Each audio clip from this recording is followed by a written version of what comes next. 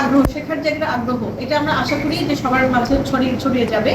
আর গ্রাম আদালতের মাধ্যমে যদি আমাদের একটু আন্তরিকতা থাকে, আমার মনে হয় 80% থেকে 90% সমস্যা আমরা লোকালি সমাধান করতে পারি।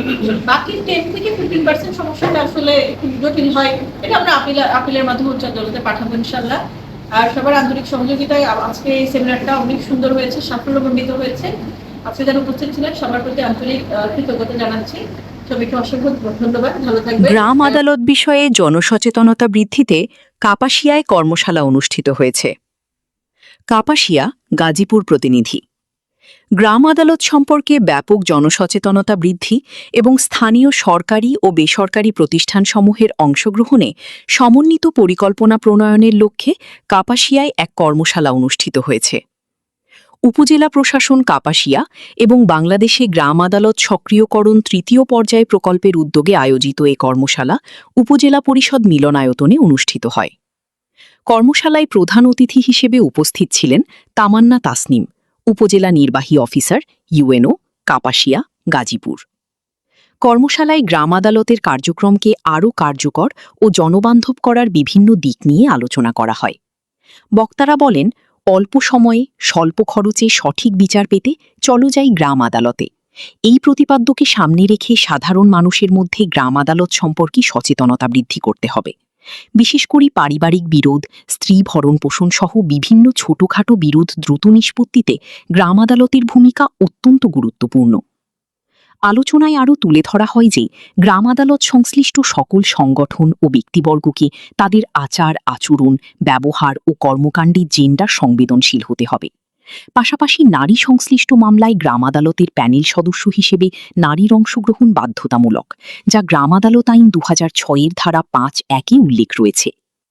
বক্তারা গ্রাম আদালতের মাধ্যমে স্থানীয় পর্যায়ে ন্যায় বিচার নিশ্চিত করা, মামলার জট কমানো এবং সামাজিক সম্প্রীতি বজায় রাখতে সকলের সহযোগিতা কামনা করেন।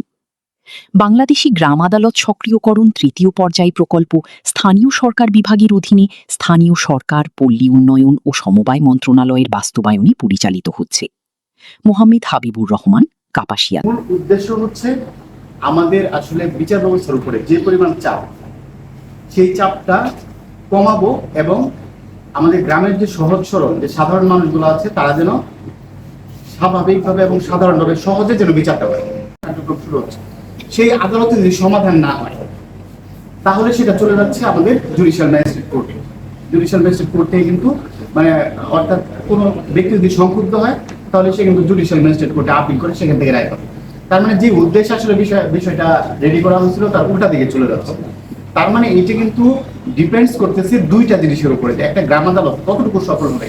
আমার কাছে যেটা মনে হয়েছে, এক নম্বর হচ্ছে যে আমাদের যেসব লোকজন আছে, গ্রামে যেসব লোকজন আছে, ওনারা কি জানে কিনা যে কোন কোন বিষয়ে গ্রাম আদালতে বিচার্য।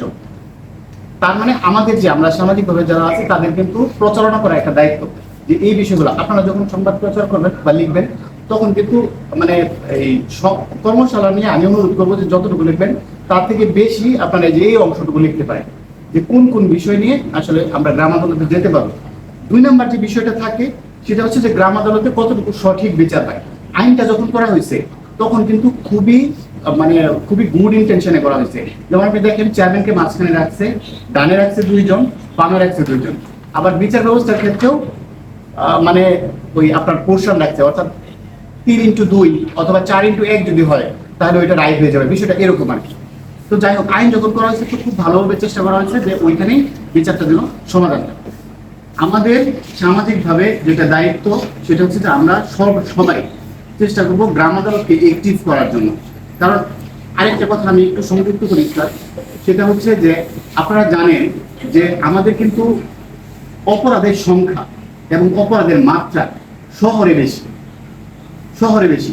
এখন শহরে যে পরিমাণ অপরাধের সংখ্যা এবং মাত্রা, এরপরে যদি গ্রাম থেকে প্রচুর সাধারণ বিষয়ে মামলা যখন আদালতে যাবে তখন স্বাভাবিকভাবে বাংলাদেশের যে ক্যাপাসিটি, আমাদের বিজ্ঞ বিচারকের সংখ্যা তো যে পরিমাণ মামলা সেই তুলনায় খুবই নগণ্য, যার কারণে কিন্তু ওনারা ওইটা অনেক সময় আমাদের এমনি লেগে যায়।